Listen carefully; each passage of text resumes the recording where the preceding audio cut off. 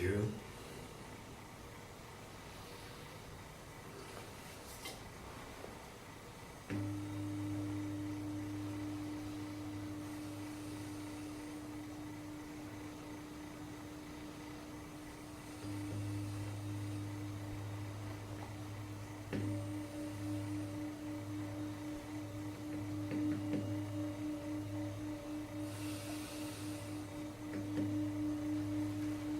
The old burning Agni shout itself.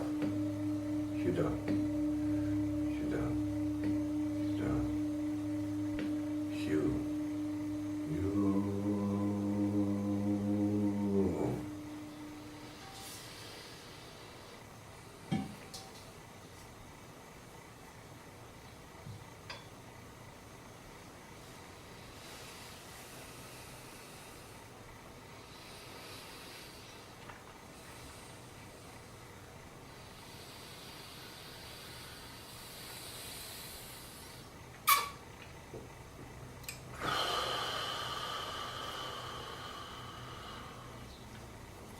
You've written a very powerful and beautiful work called The Gospel of the Silent Ones.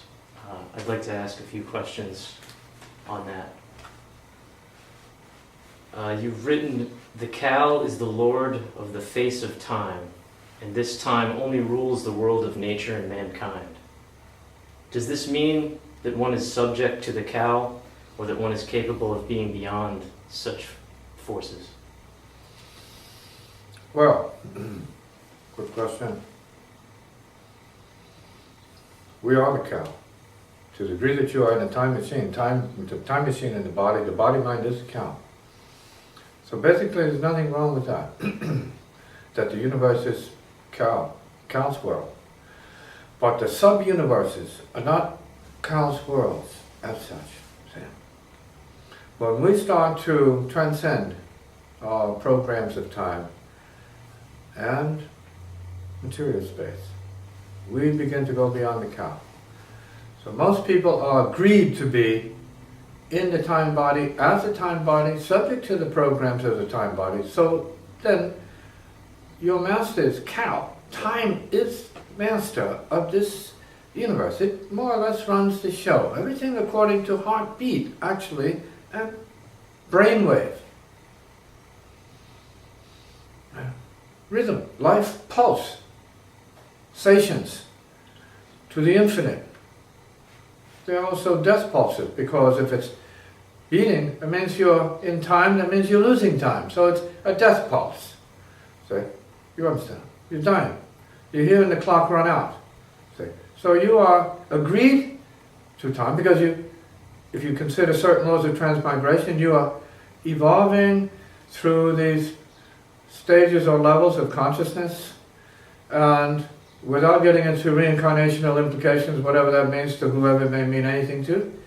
But here you are evolving, because you're doing that in your sleep. You're having all kinds of dreams of being all kinds of beings at all different levels of consciousness, experiencing all kinds of lessons, and sometimes you feel no more like a kid when you're still in a human body and you're an adult. You feel like a woman sometimes, you feel like anything and everything out here. Right? You feel like a fool, you feel like a gifted person, you feel like a fortunate person, unfortunate person, you feel like a good person, a bad person, an ignorant person, a brilliant person. All of that about your changes because you are agreed to being in a time body at this point in the entire universe. Most people do not think that deeply, that far, or that profoundly as such, that much on the cosmic level. So you have progressed from whatever it was through your river of blood, let us say to begin with as a basis. You're an extension of your parentage, your lineage. You're born into this dimension, a result of the programming and the karmas they inherited as being subject to the master who is cow or time. It's not so much a person, as much as a center, a machine like the Matrix. See, this huge sort of machine that could be a being, right? It's a being, obviously. It's pulsing, so it's part of a mechanical entity that is the universe as a machine. And we are the consciousness that's able to be the forms of the machine and subject to the mechanics of the machine, and then because we are consciousness we can apprehend or comprehend and apprehend the fact that we are subject to and thus not completely bound to such machinery. So Kal is Lord until you wake up. Kal is Lord until you find the master beyond time. That means the master of space or more. Here, we are beyond time, we are beyond space, we are beyond energy and matter because we're following the fire. Transcendent fire. It destroys time. Sorry, Cal. You're no longer a pal here. All the dimensions are burned here and toasted here. So you brought to an immediate realization that you are free of all the universe. Its dimensions and possibilities. All together at once. So you are space, awareness, in a time machine, no doubt, and to the degree that you master what you need to master in terms of your practice, you're free of your agreement to Cal. Although you are agreed to die in time, you have as soul or spirit, as clear light, awareness, you have some volition over what in fact that might show up as or how it might happen to a certain degree. Next. You've written that all lords, worlds, and laws are created of, in, and by the silence. How is this possible? This mystery is saying that even in the midst of being embodied, you are pervaded by the presence of silence, emptiness from which everything manifests and dissolves and disappears. When you go to a death event or wake, you have the body there, but what do you feel more than anything else when you're around a dead body, if not silence? That is the presence of silence. See? It is the profound remembrance of silence, because it is the event where the being, whatever it was, has returned to its true nature as silence in the subtle, infinitely subtle, and the transcendent subtle itself. So, obviously, that is a mystery, but it is a source. Right? Silence, clear light. Some would say a form of emptiness. Others would say, as I have said, empty fullness. Heart fire sound, which is also silence. It's the radiance of silence. It is the fire of silence. Everything comes from that. And that is present. If it comes from that, that means it is here all the time. That's what makes practice easy. See, that's what makes enlightenment possible. See, the opening to that which is beyond form and ultimately formlessness. You've said that no ego is the truth of God's love. Does this mean that ego is not truth or is not love? It could be said that ego is that which stands in the way as a form of self-conscious obstruction to that which is the freedom and magnificence of heart love, say, transcendent love, divine love, or pure, selfless compassion and mercy. So, to be capable of such surrender, devotion, and service, selflessly speaking, means that the barrier, obstruction, the resistance, and definitional or identificational mechanism known as self must no longer be allowed to reign. It must disappear. It must be understood to be non-existing. In that case, would you say that humility is a key to being open to spirit? Humility can be feigned. Any virtue can be feigned. It can be acted. But when it is true, authentic, openness, beyond selfishness, then it is no longer humility or openness, but beyond self altogether. It may be called selfless, but that is to be understood more in terms of the individual and what it actually does. There cannot be and is no formula about what that is beyond a point. When you're selfless, there's nothing else but the heart, so to speak. You've written that blessed are they who become spirit, for nothing on earth, beneath earth, or above earth can harm or influence them. What is the importance of being beyond influence or harm? It's not that it is important as much as once you enter the realization that is the fire, everything else disappears. It's present, like the walls are here, but they're no longer what they have appeared to be when there was self as such, as a barrier. It's not an obstruction to awareness, because there's no one to identify with it as any kind of reality that itself is.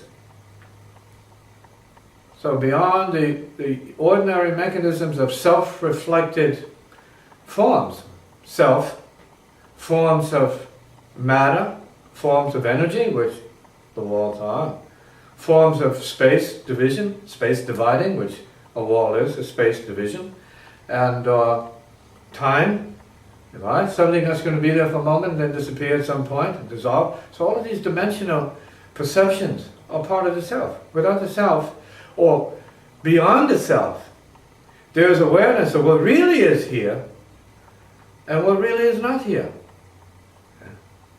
And so in the spirit state, then you have nothing to fear but fear. So there's no fear. Right? So nothing can touch you unless yourself agreed to it, unless your fear reigns, right? And tortures you because of your ignorance. Right? But when you purify your fear with deeper understanding, fearless practice of selfless heart radiance, then you are in that domain where you can't be harmed or influenced, nor does it matter, because then you are the influence. You are the radiation of grace. You've written that each of you is the source and cause of your present understanding or lack thereof. Does this mean that we can change or recreate that understanding?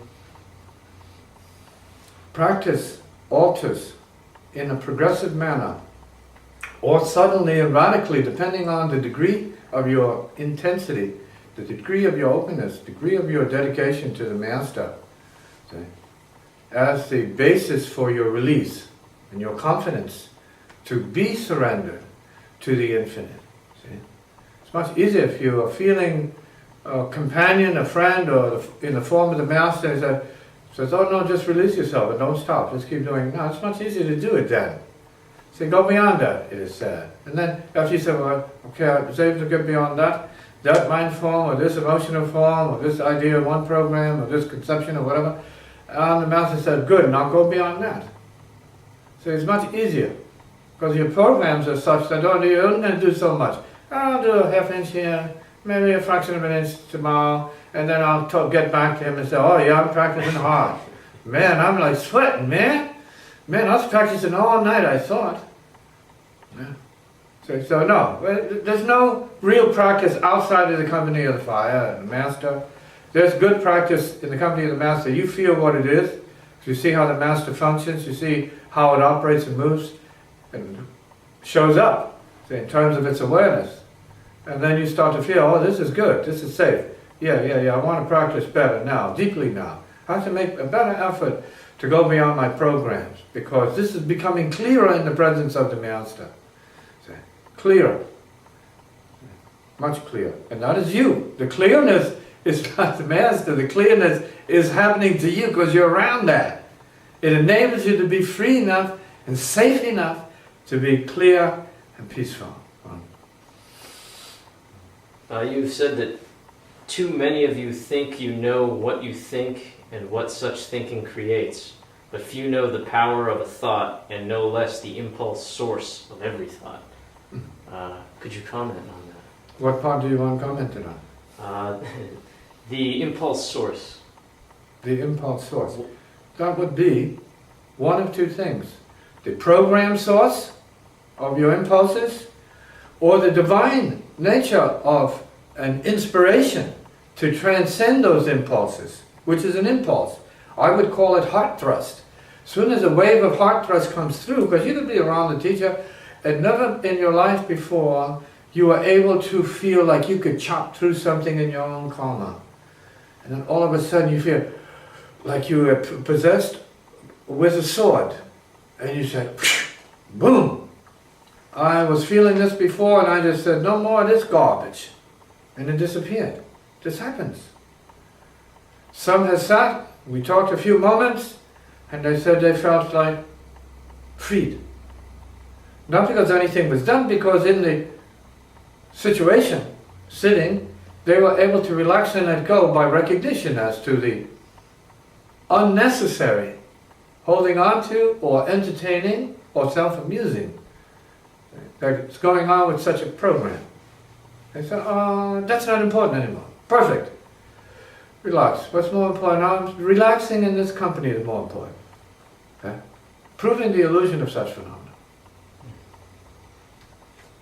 You've said that to kill is an effect of the thought of difference. Could you explain difference? Difference. Racial difference, intelligence difference, sexual difference, physical difference, right? Egoic difference. It's the basis for killing. Prejudice, bigotry, little things like that that are powerful. Opinions, dogmas, bullshit. Is that difference then? Worth killing? No, no differences. That's the difference of garbage that needs, it's imaginary. It needs to be transcended. There are some differences that are sacred. But if they're sacred, then because of the difference, you honor the being. You don't have to destroy them. You say, oh, wow, beautiful difference. Fantastic. Keep moving. You've said that anger is the voice of war, born of the groin, which creates the self-mind. Oh, I love that. Born of the groin. Anger and war, the groin. That's what it is, the groin. Where you groin. You're growing to war. Your war is the source, the heart of all groin. And your groin is the source of all war. Obviously. Obviously. Right. Right? On one score, that is your Brahm chakra, the creative chakra. Untrained, impure, corrupted, polluted, perverted is the destructive chakra. Self-destructive. The chakra which left to dysfunction, which is where a lot of people who overuse, misuse that center or chakra, yes, they are prone to destroy others and themselves. So they use that to get to a brute and barbaric level of either sexual abuse or manipulation or indulgence. And then some go even deeper into darkness and want to destroy women altogether, if not themselves. Then they say, well, may as well destroy myself too, because that's nice. Okay? See, so, yes, it's a very basic, maybe unheard of insight, the groin in war. Perfect. Trained, purified, and the groin is functional. Not so much for sex, but for the generation of the energy that doesn't have to be wasted through the genitals, right? But can be generated to be brought up. If you just work a little bit, can be brought up, pull it up to where it belongs. See? And when the male gets to the PO, it doesn't stay there. Right? Somebody could just throw all that out. See? That's these jerks. So they get a little male down there, saying, oh man, I want to throw this out. Maybe I can give it to somebody I know. Yeah, I think I'll give it to George. Maybe Betty or Sue or someone. Right? Hey, wait a minute, bring that back here, Mr. Jack. And then put it where it belongs and let it go where it's supposed to go, to whom it's supposed to go to. Let it be distributed properly. That's what the person's hired for. Well, that's what that chakra is for. Proper, lawful distribution of the energies, the information or the transformational key to higher and creative consciousness.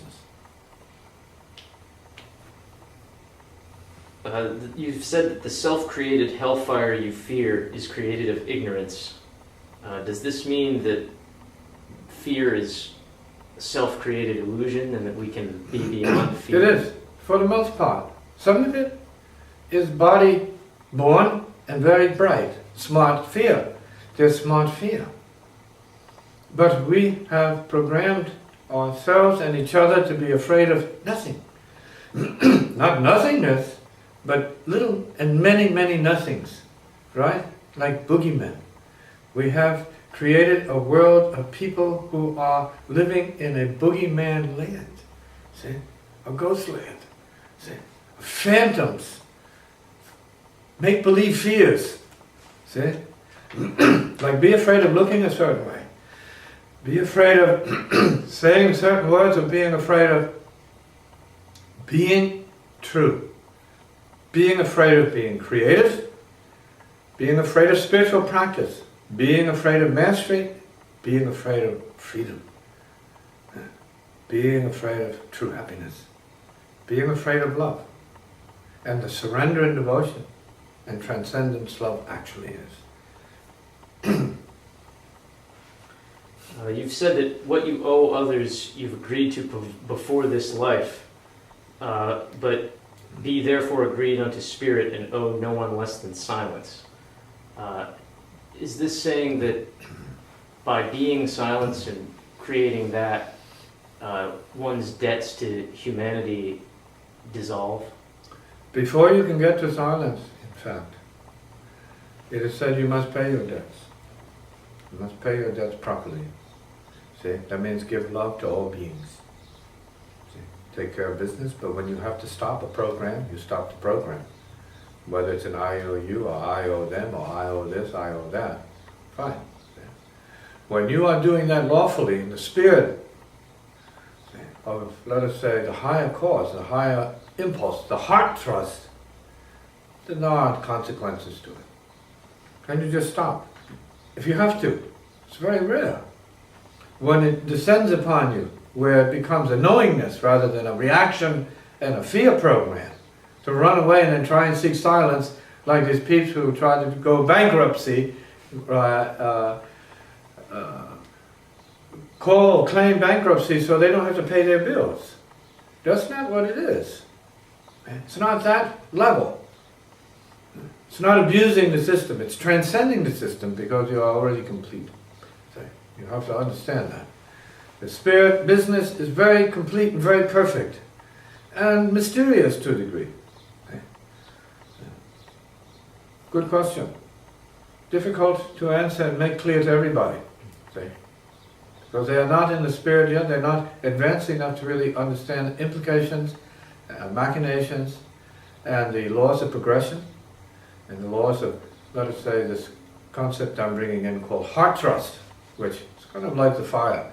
It's time to stop. So then you feel the force and power, the need to become still, right? The cessation, see, on the spot. It's complete cessation on the spot.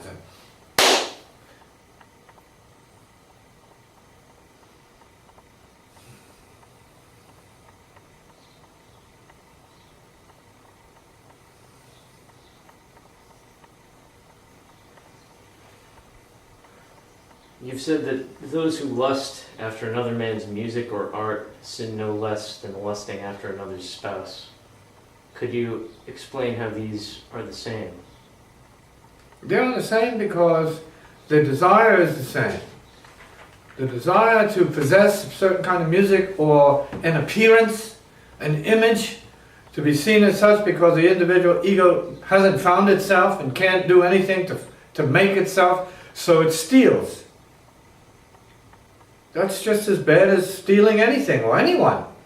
See? It's out of selfishness. And it's false.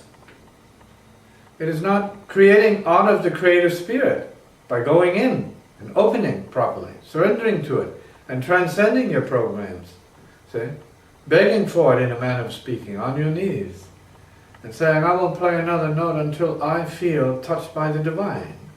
And if I'm not touched, then I'm not worthy of playing anything real. The rest of the time I'm just a monkey.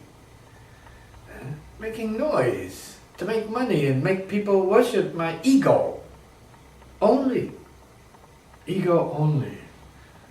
Aren't I fantastic? I think so. Oh yes, put some more lipstick on me, please. Some more eyebrow makeup. And so on. Right? No. The process of burn is radical. And it is powerful. Because you're getting rid of the barriers that enable you to, or encourage you to steal, rather than create. To imitate, rather than to transcend yourself of imitation, so that spontaneity, so that what you are at source comes up of itself. There's nothing of itself going on when you are just filling your head up with garbage. And only then they say, oh yeah, I'm knowing. Did you hear that? Yeah, I heard it, I know it. Like, there's something important about knowing garbage. You say, hey, did you hear that garbage? Did you eat it?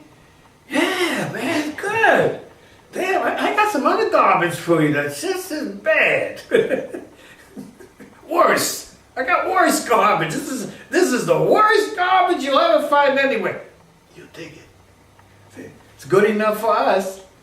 Oh, we're talking about darkness beyond darkness here. Even at the musical level, because in having met the musicians, they're unhappy. They're lost. They're neurotic. They're crazy. They're animals. They are sucked in. They don't have any center. This is not everybody, but certainly enough people. Sadly. But what's happening in music is happening in every business. People are preoccupied, distracted by what they have to do, and they're sucked into the machinery of the program. The field is so all important. Life is not as important. The heart is not that important. Enlightenment or realization beyond self is not that important. You wrote, let it be said unto you that an eye for an eye and a tooth for a tooth is the law of the jungle created of the animal for the animal. Does this mean that this law is obsolete or inferior? Yes, it applies to the animal. Right. The predator. In all of us. Applies to the animal side. So it's instinctual. It's prehistoric. It goes back to the caves and the grunts.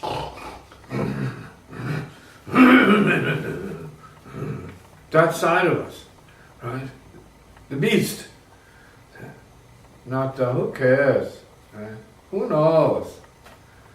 Who dares? Who goes? And so on. Right? It's not this nonchalant, carefree, oh, be happy. Open up practice. Right? Get your true wealth. Forget about that bank. Go to the true bank. You're here because you are here. So go to where you are here from and find out what there is for you inside you. So-called inside. Some questions from you now. Perfect. Got some quotes here also. Mm-hmm. The first one. Your use of the Master's words. These are the quotes? Yes, sir. Yes. Your use of the Master's words is not mastery. Mastery is wordless. Only mastery of non-dual transcendent realization, beyond all preoccupations, conceptions, and references, is the beginning of mastery. Yes, references, okay. So, what that says is only in the beginning is the conversation useful. See? The conversation, which is a preoccupation and a good one, is a better one than, oh, there's no mastery, I'm just a fool, I'm just a slave here. No, it's a bit more bright. Right? It has a little bit of brightness in it, so there's somewhat of a possibility in there, but it's not real. Yeah? It's imaginary. So the words have to be like theory, leading you to practice, where you prove and experience the truth of what mastery is. It's not a theory. Right? We don't have time for theories when your life is running out or your blood is dripping. Your breath is is exhausting itself. So it's like your blood is dripping with every breath, etherically speaking. You're wearing yourself down. How much time do you have to get to this happiness point, this stillness point? Now is the time to practice. So we have the theory for a moment. Use it to jump in, leap off the fence of confusion and into this fire of transcension immediately. Yeah, it's good for you. Number 2. 2. As long as you see yourself in the mirror, nothing arises of itself. It is all self-created. Yes. As long as you are preoccupied again, meditating on, so everybody's in some level of meditation. You're all meditators. But you're meditating on self-garbage and keeping yourself identified with just being garbage. See? Closed in. See? In a casket. See? In a box. Which doesn't exist. So as long as you are preoccupied with this, you can't create anything. And what you tend to do and imagine you're creating was already created, and you're just using it in various ways. So, and this is often the case with musicians and their delusions as improvisers. So I've heard them. And I've heard what they hear, and I said, well, you know that already, right? You know those scales, you know? So yeah, this is what I'm practicing. That ain't no improvisation! What is that? Replay! Modified, little replay? Memory! That ain't improvisation. Not where this comes from. Next. Number 3. Your mind is a ghost land. Your heart is a cemetery. Your speech is a rotting fish on a hook. Ooh. Yourself is a lie. Your ego is a wrong note. Oh. Pooh. Foul. Alright? Perfect. A great song. I love those lyrics. Perfect. Perfect tune, ladies and gentlemen. Don't forget those lyrics. Okay. Number 4. The living master is the sunburn of transformation. How can your deep darkness lead you straight to here? Yes, this is a mystery. How does anyone get here from their deepest depression? See? Unless darkness is key to enlightenment. See? And so the master is this sunburn. There's no doubt about it. That means this refusal to be you as you pretend to be. See? Isolated. Unaware. See? Ignorant. See? Disenfranchised. See? Poor me.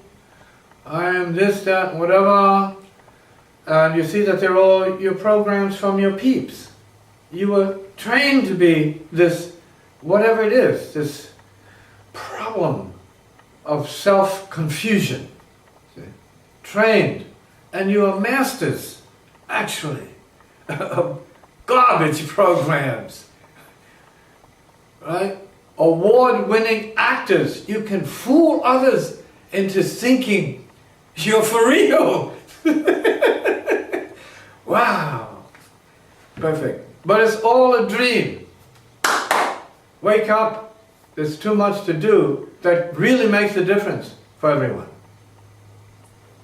Number 5. Let's see. Why curse the medicine and worship the poison? Don't run away from the medicine and cling to all that is toxic.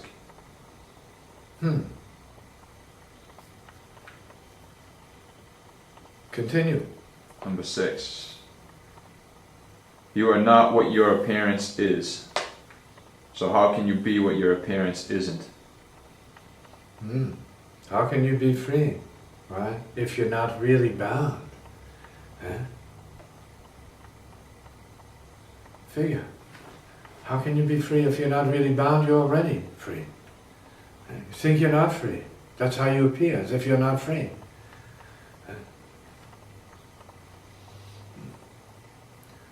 So the delusion of bondage is often taken for freedom. Just like freedom, misperceived, is actually a bondage. Because then freedom as a word is not freedom. Just as bondage as a word is not bondage, and that's what each individual practitioner must come to terms with. Next. This is number 7. The living master is exact, the spontaneous creativity. Ecstatic. So the living master is ecstatic, the spontaneous creativity. Yes. That means the living master actualizes this potential spontaneously. Actualizes it. Does what it needs to do without doing it. So if the living master plays, it is playing because it's not playing. See? If the living master walks, it is walking because it's not walking. If the living master talks, it is talking because it is not talking. If the living master appears, it's appearing because it's not appearing. This is very important to understand. Take that to heart in your practice. Huge. Number 8. Imitators are actors. Imitators are not spiritual masters or creators. Imitators are pretending not to know, but they're playing the game that they know. And that acting is a way of getting over on other people by acting like they know, because it's easy for them to do that, because they might know some who are also very good at acting like they know. So you have cultures of actors pretending that they know, see, because of their karma. They know that much, see, and they may know that much very, very well. Profoundly well they know that much, but don't know that they're not knowing. Don't know that under their conditions and their assumptions and delusions they can't know until they recognize such enough to let it go, so that they can then open to the burn, which is grace available on the spot for all beings to breathe in order to transcend such delusions and such barriers and profound delusions that they can't know. So they may as well just act, which is all false. It's make-believe. Again, pretense. And each needs to step out of that and find help to get beyond that to what is maybe less important in the beginning, but absolutely important in the end, once you realize that you have then recognized and merged with what is true nature beyond all these programs that preoccupy most peeps and their egos. Number 9. Unless you practice regularly and deeply, you will miss your time of initiation. If you miss your time of initiation, you miss your next level of practice. If you miss your next level of practice, you miss your moment of realization. Perfect.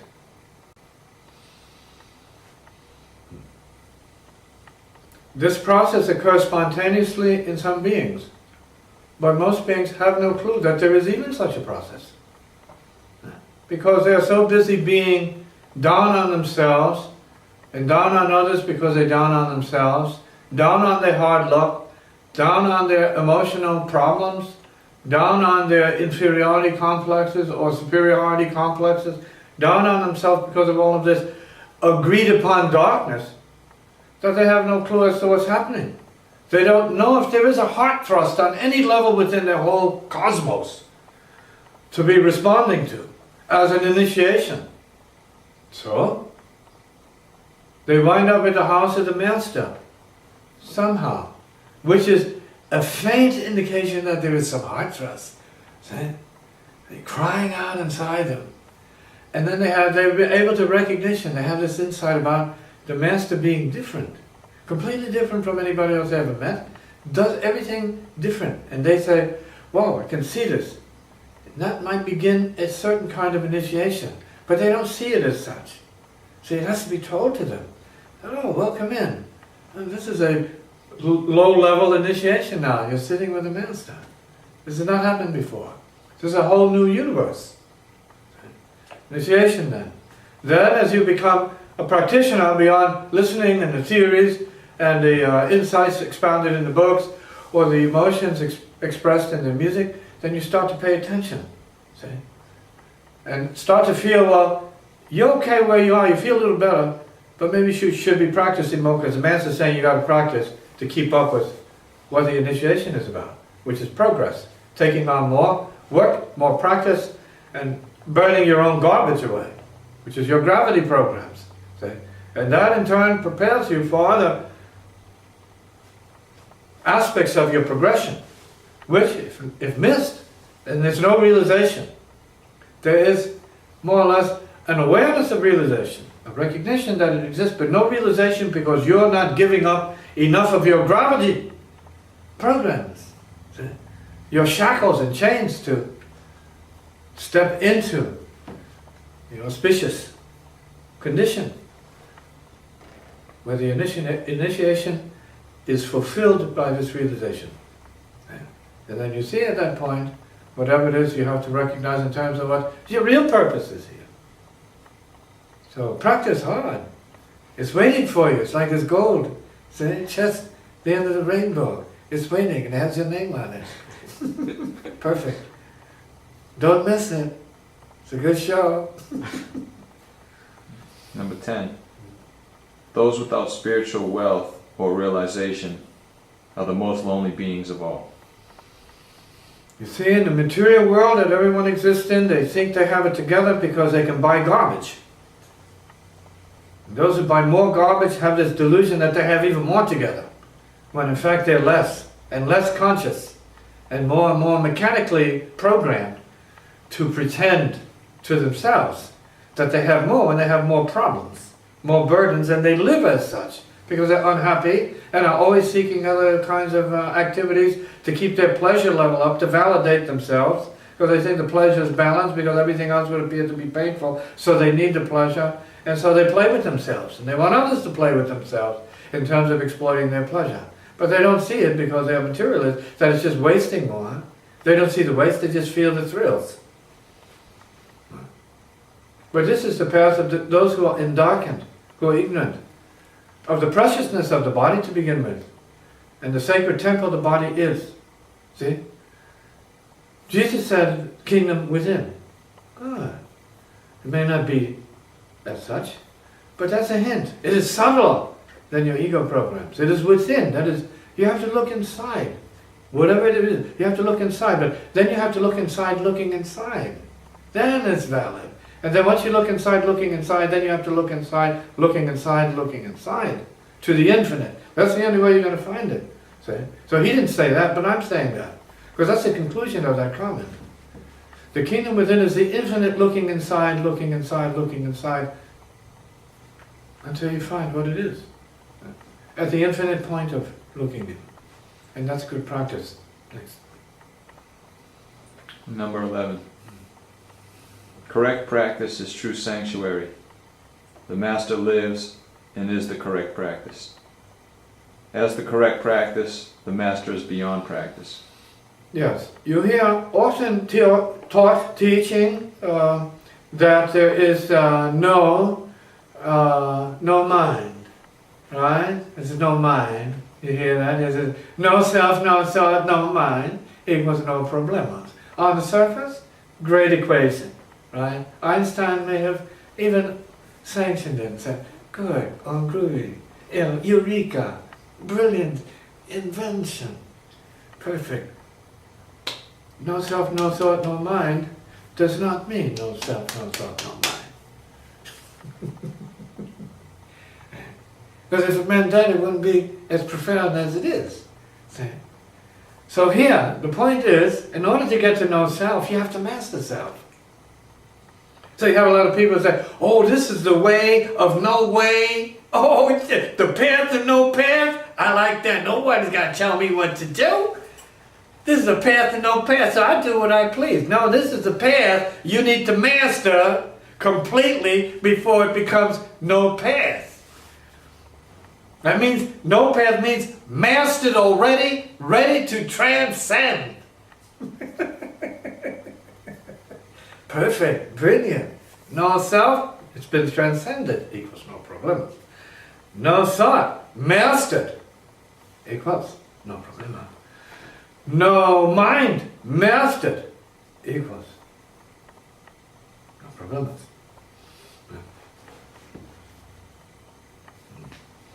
Number 12. Radical cessation on the spot is the beautiful burn. Such cessation is radical holding, extreme releasing, and neither all at once. Yes, good. It has been said in the ancient books, be still and know I am God. Or know the I am who is God. See? The I am who is, beyond the I am, is related to this thing called the God as a matrix. See? God as a matrix, the heart point, the source point. See?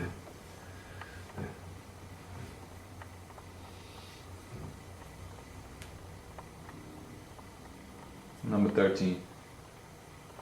Your make-believe programs have been your only medicine. No wonder you were always sick as a dog. That's funny, because everyone's happy being sick. Everyone is joyously being toxed out. Let's go have a whole bunch of beers, get drunk as a skunk. No problem, except that it doesn't serve your progression, your awakening necessarily. See? And that's what we need to establish here. See? If it helps you and it gets you to that place, and whatever you're doing, whether it's drinking gasoline or oil, right? Fuel oil, if that's helping you to bliss and enlightenment, give me some. Huh? Put it in my coffee. I can use a little lubrication under the arms and the joints here. I'll have a little of that. But, however, these things are crippling the people, disabling them, resulting in profound dysfunction of perception. So they're losing their psychic ability, they're losing their causal plane and memory capabilities, they're losing their feeling, sensitivity, their physical ability, and their mental or intellectual or creative ability. So they're becoming less, they're becoming dehumanized. Thus they have found happiness with subhuman behavior and subhuman cultural interaction. No dignification. And that is one possibility. They're free to do that. May the blessings be with them too. But for others, you're here to do more, to bring healing and intelligent, creative juice to others so that they can see you and feel inspired to be as you are, helping others, helping your so-called growth, and coming to terms with evolving, sharing wisdom, and opening to higher levels of realization and service, which is good. You feel better, you feel more in tune, more powerful, and you start to know exactly what's happening, and you become more part of the Tao, the flow. See, the sound current, the sound. You're in the flow and you feel it. Well, I don't need to suffer that anymore. I don't need to play with myself anymore, beat my head against the wall. I can just chill, find something else to do and let my body recover and let those energies heal and think from up here, meditate and feel the presence of the light in the head and in the body as well as the body of light, and start to focus, that is to say, agree to have my energy on a higher chakra for a change and prove to myself the existence of it, the reality of it, the function of it, and the grace of it. Why should the masters be the only people to be walking around with these smiles on their faces, happy, and others in bliss? Don't we have a need to connect with that since we are bliss? We are that? We are pretending to not be masters? Forget about that! Jump up! Do what you have to do! Buckle up! Fly with me! and burn. Keep rolling. Roll it up. Number 14. While you are poor in spirit, your companions belong to you, and you belong to them. Good. Right. Poor in spirit. It's not what they say in the Sermon on the Mount. This is weak in spirit. Poor in spirit. Weak in spirit. See? Disabled. Function. Dysfunctional. Then, right, you're attached to peeps. You're suffering so badly, you hold them back and you hold yourself back. What you want to do is cling to peeps to make sure they don't grow and they don't wake up. They do the same to you, so birds of a feather die together. You're making love to each other is like strangulating each other. Right? Then you dump all your negative emotions on each other and your moods and your garbage, and you kill each other spiritually. What good is that? That's a bad movie, Jack. Bad reviews, man. See? Wake up, free yourself and free everybody. See if you're even capable of happiness, capable of wisdom, and more importantly, this is not religion, this is creative science. This is simply creative science. Test the results, prove it to yourself, that you can change and create and be a dynamic part of the creative intelligence, which is all pervasive. Yeah. Finish that. All right. But when you are full of peace, you belong to no one, and no one belongs to you. Yes, no bondage. Then everyone is cool. And you are expanding, so you have something to give because you're not jerking yourself into sleep. See? You're not putting yourself to sleep in the grossest way possible. You may as well hit yourself over the head with a hammer. Knock yourself out. Okay, thank you. Number 15.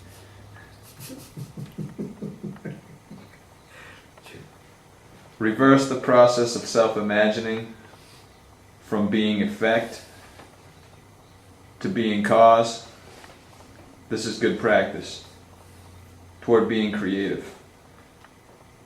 Then burn the reverse process, killing all effects and their causes.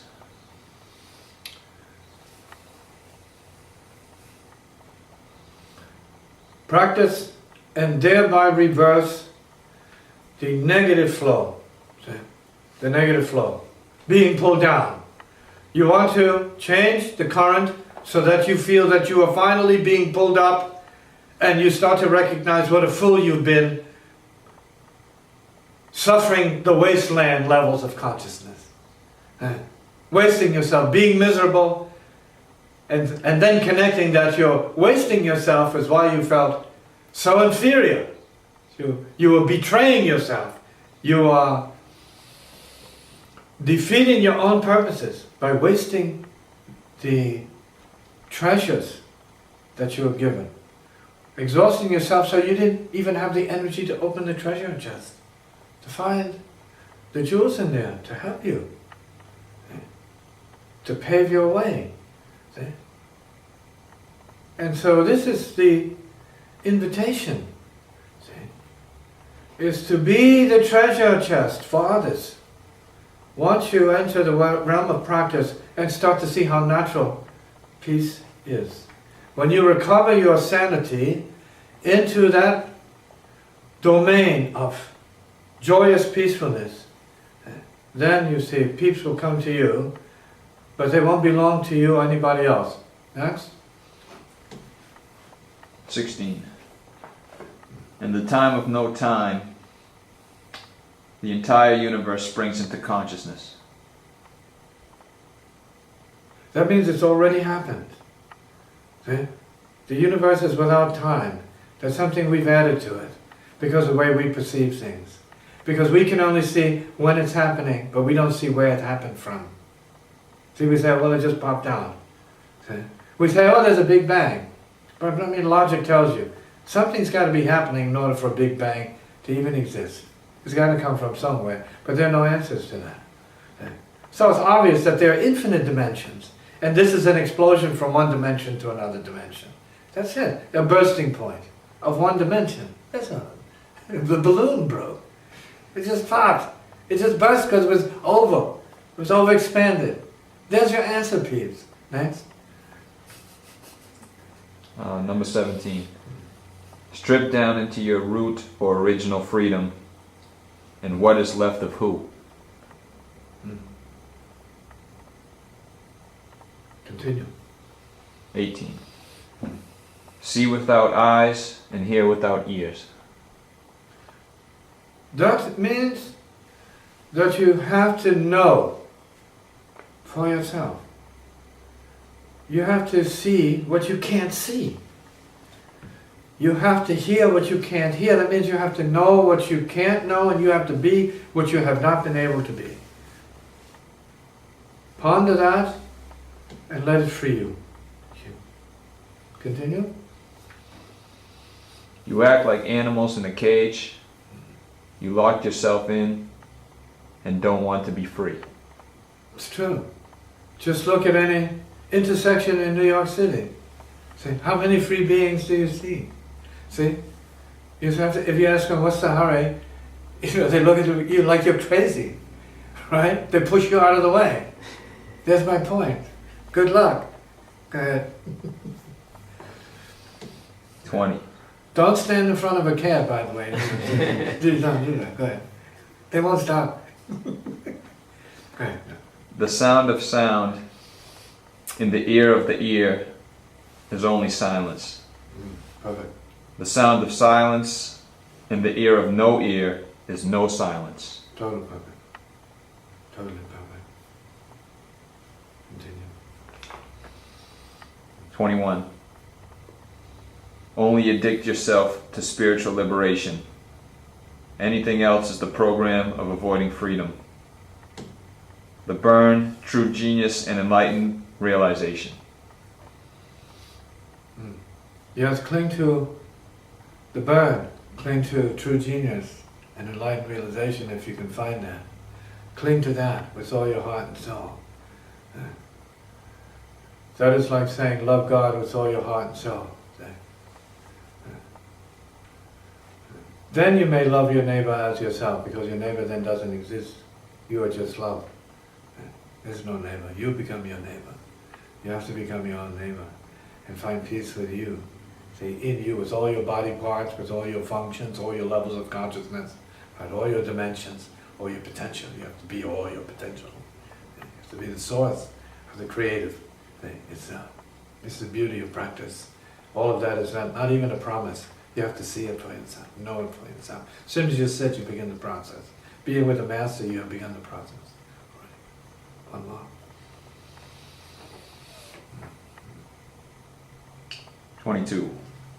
The entire universe is but a mere echo, but then so is your wasted existence. Yes, it's already failing you. It's already passing. Next one. 23. When the universe is not the universe, fire arises, and all phenomena are burned to a crisp, and not a single being exists. Perfect. May the blessings be. Phew.